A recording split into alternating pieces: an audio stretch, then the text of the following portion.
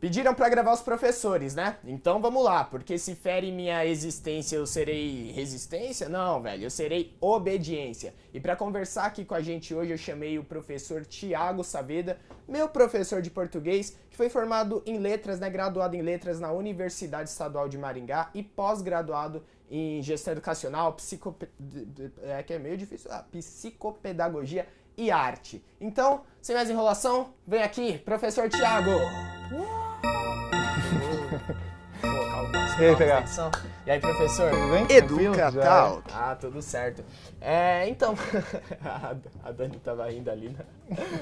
Não, faz parte do... É que aqui a plateia ria, eu rio junto e tudo mais. Tem muitas pessoas aqui por trás da câmera.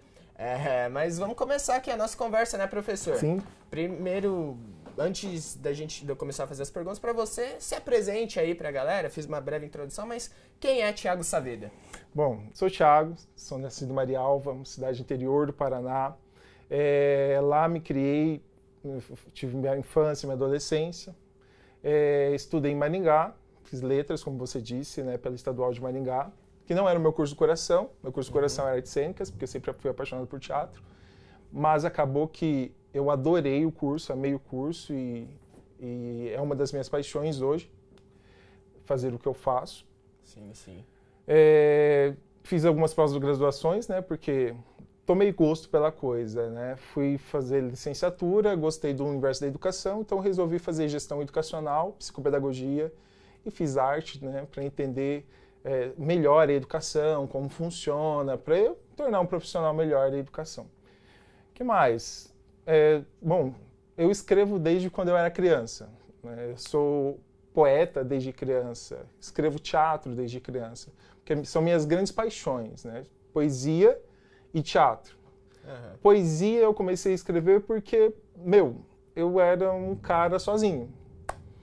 Eu tinha questões que eu não conseguiria falar com ninguém. Então, quem ia me escutar e não ia me julgar? O papel. O papel ia escutar tudo que eu tinha para falar. Então, como que eu fiz? Eu escrevia poesia para falar de mim, para falar do que eu sentia, para falar das minhas angústias, para falar da minha existência, para falar daquilo que eu precisava colocar para fora. Então, a poesia, ela foi muito importante na minha vida. Por causa das minhas dores que eu comecei a escrever poesia, mas me apaixonei por ela. E o teatro foi uma paixão porque eu era fascinado pelo universo da televisão. Adorava ficar vendo os programas de televisão. E eu assistia todos os canais, os canais tradicionais, os canais comuns. Então eu assistia muita novela, eu era muito noveleiro, eu adorava aquilo. E eu era apaixonado pela teledramaturgia. E eu fui enxergando, então, aí que o teatro seria uma das minhas vocações, dos meus chamados, das minhas orientações. Então, como eu era de Marialva, uma cidade muito pequena, não tinha como eu ser ator, não tinha como eu ser escritor, eu não sabia como ser isso, ainda mais eu era uma criança. Inclusive, isso daqui a gente vai guardar um pouquinho pra saber um pouco mais da vida pessoal de Thiago Saavedra. E eu dei uma afinada aqui na voz. E acabou que você já chegou se apresentando e respondendo a primeira pergunta que eu ia fazer, que é como que surgiu esse gosto, né? Como que surgiu essa vontade de optar por letras, pela língua portuguesa. E tudo começou ali de uma criança muito noveleira, né? Uma criança muito fissurada em arte, em televisão, e Também. que não via outra maneira de se expressar a não ser colocando ali seus sentimentos no papel, né? No meu caso, a maneira que eu me encontrei de me expressar, não que tivesse muitos problemas, né? Mas eu sempre fui uma criança muito tímida. Então, através da câmera, foi ali que eu comecei a me desenvolver mais, me ficar mais dinâmico, mais espontâneo. Eu sentia que a câmera me entendia. Eu acho que esse foi o seu lance com a escrita, né? Que tem a questão sombria do negócio, né? A parte da telenovela é a parte mais engraçada. Porque tem a parte que é a parte sombria. Eu também me relacionei com o lugar da arte, com o lugar da escrita, do teatro, porque não era uma criança. Eu estava mais ou menos ali na minha idade de 10 anos, quando todo mundo mais ou menos começa a se descobrir, né, até mesmo sexualmente, eu estava me descobrindo, mas eu não me entendia, porque eu não me via como todos os outros meninos, Sim. né? As pessoas no meu entorno não me via como todos os meninos, outros meninos, mas eu não sabia o que era isso. Eu não sabia dizer o que era isso. Eu era um ser estranho dentro de uma sociedade padrão, que eu não me encaixava. Então eu me sentia mal. A minha existência ela não era suportada por aquele momento. Então aquele contexto não suportava a minha existência. E eu não entendia isso. Eu era criança de 10 anos. Que criança de 10 anos que tem toda essa compreensão da vida? Eu acho que hoje em dia, talvez, crianças que tenham mais conversas com os pais, né? Tem uma criação mais aberta, tem ainda essa dificuldade porque não deixa de ser uma criança de 10 anos, mas talvez seja mais natural não ter esse conflito interno todo que você teve, né? E já falando abertamente aqui, o professor Thiago Saavedra é homossexual e você começou falando aí como que foi esse processo de descoberta sobre sua sexualidade e tudo mais. Porque hoje eu falo com muito orgulho, né? Hoje eu sou um gay orgulhoso de ser gay, né? Mas na minha infância, no meu processo de descoberta, não era. Eu era olhado e me percebi como uma aberração. Por que eu me percebi como uma aberração? Porque todo mundo me dizia que ser gay era ser uma aberração. Sim. Era ser uma coisa demoníaca, né? A sexualidade, a homossexualidade, ela sempre foi demonizada no meu contexto, na minha infância. E na sua infância você era um cara muito de igreja, né? Cara muito... Cara, eu ia ser padre, né? Sério? Sério, não sei se eu contei isso pra vocês, mas geralmente eu conto isso em sala de aula. Eu ia ser padre. Depois que entrou minha adolescência, eu comecei a frequentar mais a igreja, né? Eu comecei a frequentar grupos de oração da Renovação Carismática Católica, me envolvi bastante com a igreja. E aí, esse reforço, essa demonização da homossexualidade, ela foi reforçada. Porque como eu entrei em contato mais ainda com a igreja, aí, mais ainda, eu me olhei como uma aberração. E como fugir disso? Fui pro seminário. Óbvio, fui me esconder lá dentro, né? Aqui dentro do seminário ninguém ia me olhar, tipo, as pessoas iam saber que eu era uma pessoa diferente. Mas ele está no seminário, está num lugar santificado, lugar sagrado, e vai ser padre. Então, como ele vai ser padre, ele não vai praticar a homossexualidade dele, né? Nesse sentido. Então era muito melhor. Só que a vida, ela cobra, né? Você se via blindado ali de uma certa forma, mas viu que... ali não ia perdurar por muito tempo, né? Ali dentro do seminário, do né? seminário. Que a vida cobra. Sim. Se tem uma coisa que a vida faz, ela é te cobrar. Ela vai te cobrar a todo momento sobre você. Ela vai querer saber sobre você e vai te cobrar. E foi o que aconteceu comigo. A vida me cobrou. E eu tive que dizer, olha, Thiago, é isso e você só tem 2 caminhos. Ou você se aceita, ou você não se aceita. Porque a sociedade nunca vai aceitar quem você é. E como que foi esse processo? Depois um processo que a vida te cobrou assim, depois que você viu, ou eu aceito, ou eu fico enrustido pro resto da vida, ou eu fico dentro do armário pro resto da vida e ninguém nunca vai saber de nada. Então, e é muito doloroso isso. Sim. Porque aí vem um processo de... Não é mais só eles, não é só quem está fora. É quem está dentro que importa mais. E para as pessoas que estão fora, quem está dentro não importa e nunca vai importar. Essa é a grande questão. Então você passar por esse processo, ele é muito doloroso no sentido que você vai ter que se refazer, se reconstruir. Com certeza. Porque você não é aquela criança que é desejada. Você não é o filho desejado, você não é a criança desejada para a sociedade. Você não é o cara que a sociedade quer. Mas você vai ter que existir nessa sociedade. Você vai ter que se construir, você vai ter que ter uma profissão nessa sociedade, você vai ter que ter relações nessa sociedade. E como que funciona isso? Você tem que se reconstruir de algum jeito. E foi aí que eu me reconstruí. Aliás, foi aí... A minha reconstrução ela se deu por caminhos bem contraditórios, né? Por exemplo, ainda voltando um pouquinho na minha infância, antes de entrar para o seminário, quando eu estava mais ou menos na quarta série, quinta série, que eu comecei a perceber que eu era diferente e as pessoas me tratavam diferente, o meu lugar de refúgio foi a biblioteca. Porque a minha escola de ensino fundamental era assim. Ela tinha as salas de aula num andar superior, embaixo tinha a biblioteca. Ninguém... E o pátio do intervalo era em cima. Ninguém ia para o pátio de baixo. Porra! Ninguém vai para o pátio de baixo. Ninguém procura a biblioteca. Onde é que eu vou estar? Na biblioteca. Onde ninguém procura, Onde né? ninguém vai me procurar. Onde ninguém vai me torturar. Você era muito zoado na escola? Todos Tinha muito os dias. bullying? Todos os dias Chegava eu a era ter agredido. agressão física mesmo? A agressão física acontecia. Ela não era diária. Ah, sim. Ela era comum, Era frequente. comum. Aham. Mas a pior agressão, ela acontecia todos os dias. Que era a verbal, né? A verbal, a psicológica, a moral acima de tudo. Por que a pior? Porque, sabe quando você quer estar no grupinho de... Você quer estar no grupinho de amigos, mas você não pode estar naquele grupinho de amigos. Eu preferia levar um soco na cara. Eu preferia ser agredido todos os dias. Mas não estar dentro de um grupo de amigos é a pior violência que você pode sofrer. Exato. E o pior de tudo é você não poder estar no grupo de amigos porque você é uma pessoa diferente. E você nem sabe por que você é diferente.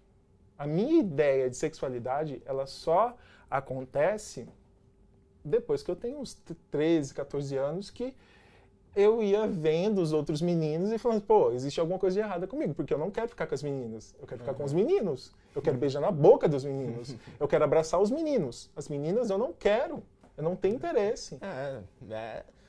Não tenho esse tipo de interesse, né? Sim, E aí como que foi isso? Pra você achar uma outra pessoa parecida com você, como que... Eu não achei.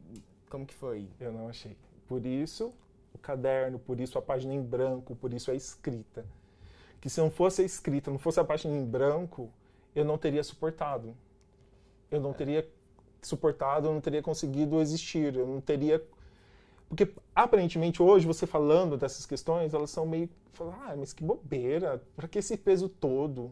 Hoje, falando disso, pode ser que não seja... Hoje tá muito mais pluralizado, né? Tanto... em propagandas das marcas, quanto novelas, filmes, tá rolando essa inclusão porque tá sendo necessário, tá todo mundo cobrando e automaticamente precisa ter essa inclusão. Só que naquela época, né, o que, uns 34 anos, então, uns 15, 25 anos atrás. 20... Não tinha nada disso. Não tinha identificação, você não se identifica, não tinha uma telenovela que tinha um gay. Não tinha gay assim, que não fosse a chacota, que não fosse o sal, que não fosse a aberração. Foi muito estereotipado, né, Sim. quando tinha, ou em programas de humor, se tinha, era aquele típico estereótipo, né, e pra você ter esse orgulho que você tem hoje, ser a pessoa que você é, sem, assim, agora uma pessoa tranquila, né, tem o seu marido, qual que é o nome do... Rodrigo. Rodrigo, meu marido. Beijo, Rodrigo. E eu quero saber como que foi tudo isso. Só as suas lágrimas que você derrubou, seus sentimentos que você fez o papel, conseguiu, sei lá, limpar a sua alma completamente, conseguiu te fazer bem, ou era só uma forma... Era assim, um refúgio, aquilo lá. Mas para você se aceitar 100%, para você ser quem você é hoje, foi a partir de que momento? Quantos anos mais ou menos você tinha e tudo mais? Essa primeira fase é importante, porque é a fase que eu me coloco, que eu me jogo para fora. Mas foi o conhecimento que veio me alicerçar. Então, o conhecimento, quando eu começo a conhecer, quando eu começo a buscar, a querer saber, não só sobre a questão da sexualidade, mas querer saber sobre o mundo, sobre a minha existência, quem eu sou, quem são as pessoas, quem é esse mundão que está fora de mim, além daquele que está dentro de mim, eu começo a me entender, eu começo a fazer sentido na minha vida. Então, o conhecimento é muito importante. Com certeza. Né? Então, por isso que essa questão da biblioteca estar na minha vida, ela é muito importante, porque a biblioteca é onde tem livros, e livros de todos os tipos. Não só livros de literatura, que é uma das minhas paixões, mas enciclopédia. Por exemplo, eu era viciado em ler enciclopédia, gente. Quem é a pessoa maluca que fica lendo enciclopédia? Eu ficava procurando verbetes de enciclopédia, lendo, e adorava aquilo. Adorava ler enciclopédia. Barça, Delta La Rosse, coisa assim, que vocês nem sabem que existe hoje. Tô só aqui. Só concordando aqui. Mas era uma coisa muito louca, porque eu adorava aquilo. E eu via que conhecer, assim, só de saber que existe um mundo, que o mundo gira de um jeito específico, que as pessoas respiram, que a chuva acontece de um jeito, ia dando um sentido para a minha vida. Então, sim, o conhecimento ele foi muito importante. Conhecer foi muito importante. E foi por causa disso que você optou a ser professor? Eu sempre falo, né, assim, o curso do meu coração era o curso de teatro, artes cênicas. Mas a vida me fez professor.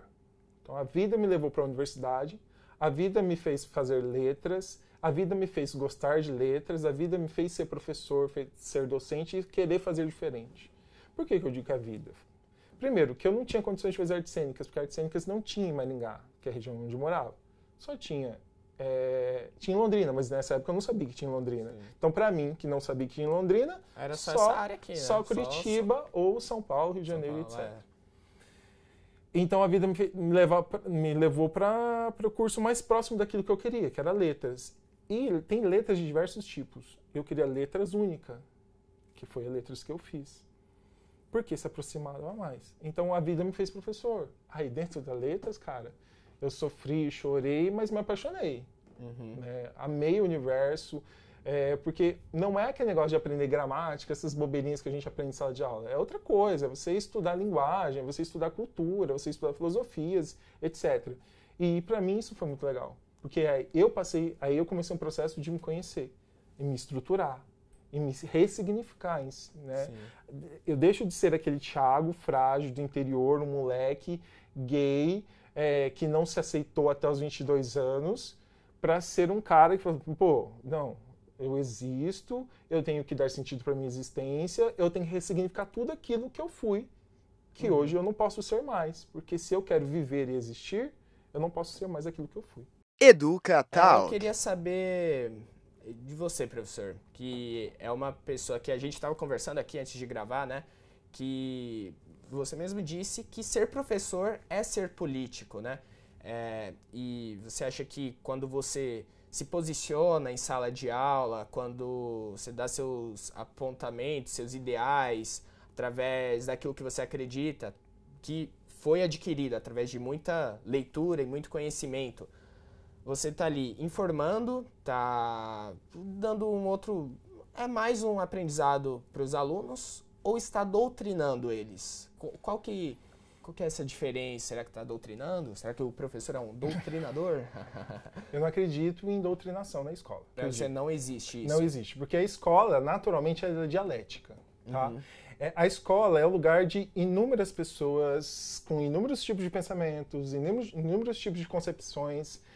São pessoas que têm suas visões. Então, como que você vai organizar esse número tão grande de pessoas e numa ideia unânime, assim, que seria a doutrina, né? Como que você vai colocar alunos pensando igual, alunos pensando da mesma forma, como professores, como coordenadores, gestores, comunidade de pais? É muito difícil. Então, com certeza. A escola, naturalmente, ela é dialética. Segundo, a sala de aula, para mim, é um espaço de reflexão pedagógica. Então, fazer política em sala de aula é extremamente importante. Mas veja bem. E o que seria fazer política? Não é politicagem. As pessoas confundem muito fazer política com fazer politicagem. A politicagem, ela é desonesta, ela é partidária, ela é perigosa. Né? Agora, fazer política é fazer o aluno entender que ele está dentro de um coletivo. E esse coletivo, ele é um coletivo de direitos. Assim como o próprio aluno é um ser de direitos, ele tem que entender que ele é um ser de direitos dentro de um coletivo com direitos. Sim. Então, isso é fazer política em sala de aula. E levar essa reflexão para a sala de aula é muito importante. Por quê? Nós não convivemos sozinhos. Nós vivemos em coletividade. E viver em coletividade é reconhecer que o outro tem direito de ser, direito de ter, direito de fazer, direito de existir. A escola é como se fosse uma maquete, é como se fosse um esboço da sociedade, né? Do que realmente é. Uma forma bem pequena ali, é o esboço. E é bem legal responder essa pergunta, porque hoje fazer política na mente das pessoas que estão no poder já é fazer politicagem. Ou simplesmente falar qualquer coisa já está fazendo politicagem, já está doutrinando. Mas eu não sou educador nem nada disso, mas acredito que não há uma doutrinação ainda. Eu acredito que não há. Vai ser difícil de existir. Não acredito que possa existir doutrinação. Escola, sala de aula, é difícil você dizer, esquerda e direita. Quando a pessoa me pergunta, você é de esquerda ou de direita? O professor em si, eu acredito que o professor em si é o professor de todas as causas. Uhum. Mas o professor tem que ser de todas as causas. Porque se ele assume uma causa só, aí ele está assumindo um posicionamento. Uhum. Eu, como professor, eu tenho que ser de todas as causas. Eu tenho que ser da causa gay, eu tenho que ser da causa dos negros, eu tenho que ser da causa das mulheres, eu tenho que ser da causa das árvores, eu tenho que ser da causa das tartarugas, eu tenho que ser de todas as causas, porque eu sou professor. Entendeu? E eu tenho que ser da causa que é justa. Os privilégios, eles existem. E como professor, eu tenho que fazer que as pessoas entendam que existem os privilégios e que todas as pessoas, o coletivo em si, tem direito ao privilégio. Tem direito a ter, tem direito a ser. Privilégio que eu digo assim, é um privilégio hoje nós estarmos aqui. É um privilégio. Com certeza. Certo? Essa estrutura toda. E todo mundo teria que, hipoteticamente, ter direito a essa estrutura. Mas não tem. E qual é o meu papel de professor? Não trazer, mas criar meios, criar formas para que as pessoas tenham direito a esses tipos de espaço. Não especificamente a este, mas a esses tipos semelhantes. Né? Sim, sim. Esse é o meu papel como professor. E ainda mais professor de língua portuguesa, meu papel é criar criar mecanismos, criar formas, subterfúgios, para que os meus alunos, usando de linguagem, usando a língua portuguesa, possam usar de seus direitos. A conversa está se estendendo aqui, mas a gente já vai finalizar. Antes eu queria só falar um pouco do seu novo projeto, né? O Santuário Criativo. É uma startup? Como que é aí esse novo projeto? O que o professor está fazendo fora das salas de aula? O Santuário Criativo, na verdade, é um projeto que está engatinhando. Demanda tempo, mas assim, está engateando e está ficando legal. Que é um lugar, um espaço de conteúdo criativo. Que o principal objetivo é produzir conteúdo criativo, humanizador e reflexivo. Porque a ideia é que o conteúdo seja um instrumento de reflexão para a humanização, certo? Isso será feito através da onde? A gente tem mídias, né, nas mídias, e a gente divulga mensagens, por exemplo, a Benditos Versos, que é um editorial da Santuário, é um lugar de versos, que eu publico versos, né? E esses versos, eles falam sobre coisas, sobre a mensagem do bem, né? De amor, de amizade, justiça, paz. A gente também tem o Pergunta pro Teu Filho, que é um site, um perfil de perguntas. A ideia é problematizar com perguntas para as crianças pensarem sobre fatos da vida, sobre as questões da vida, perguntas objetivas, mas que tem uma orientação pedagógica, sempre com a indicação de um livro. Enfim, daí tem as minhas escritas, né, essas escritas fazem parte da Santuário Criativo. Por exemplo, Essa Rosa para Você, que é o meu livro, que é um romance. Inclusive, se a galera quiser adquirir, tem algum por favor, link? Né, gente? Ó, nas lojas Endossa do centro, na Avenida São Luís, ao lado da Biblioteca Mário de Andrade, nós temos um ponto de venda. e na loja Endossa da Ana Rosa, pertinho do metrô. Online. Online na santuariocreativo.com. Então, link todo aqui na descrição, se quiser adquirir uma rosa para você. Ajuda. Escrito. Gente, é muito importante que eu sou um tipo de artista, de escritor que faço arte de guerrilha. Eu não estou numa grande editora, que eu não consigo estar. Né? Eu não sou uma Lígia Fagundes Telles, eu não sou uma Clarice Lispector, eu não sou um grande ator, eu não sou que escreveu Harry Potter, a J.K. Essa daí. Então eu faço arte de guerrilha. Eu preciso que as pessoas comprem minhas coisas, consumam os meus produtos. Por favor, produto, link aqui embaixo na descrição. É baratinho. Tá em promoção? Tá... Sempre promoção, gente. Sempre promoção. Então é isso, o preço é sempre promocional. Então, ó, link aqui, primeiro link da descrição. E, professor, acho que a gente pode finalizar o papo por aqui, né? A última pergunta agora, para finalizar, que eu sempre faço, muita pergunta que fazem para político em debates, né?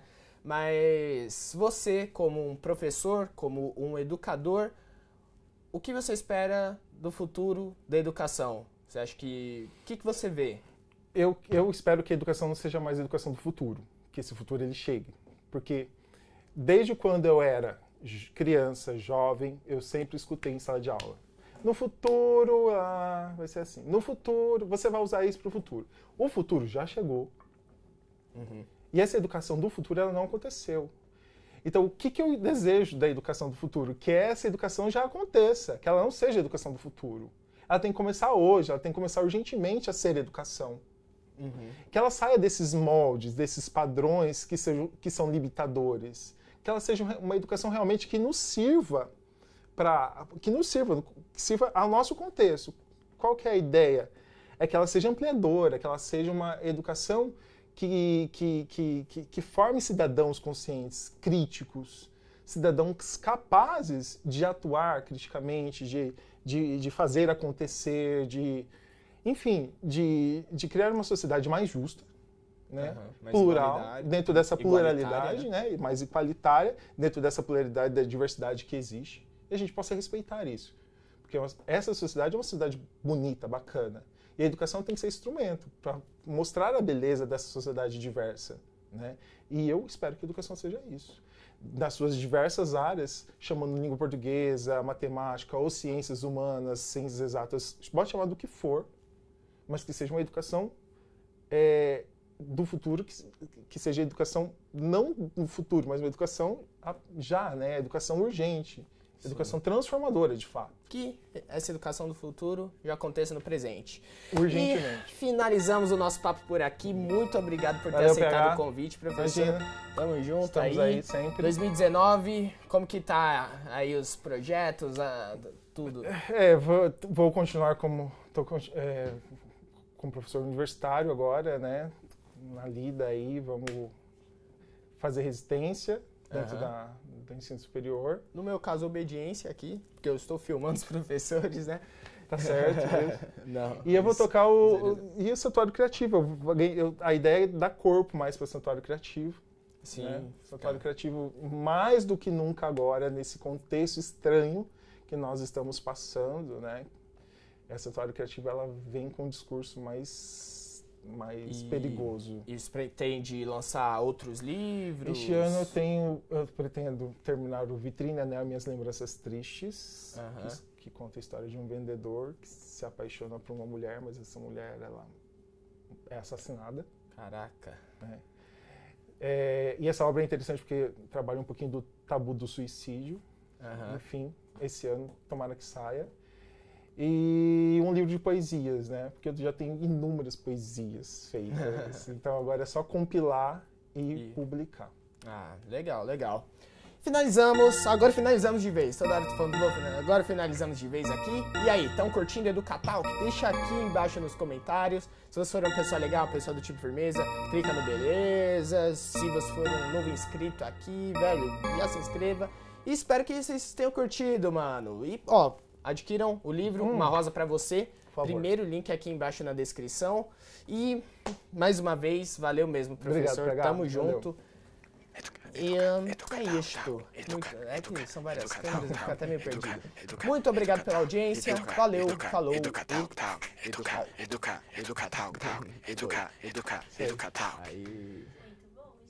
Foi ótimo.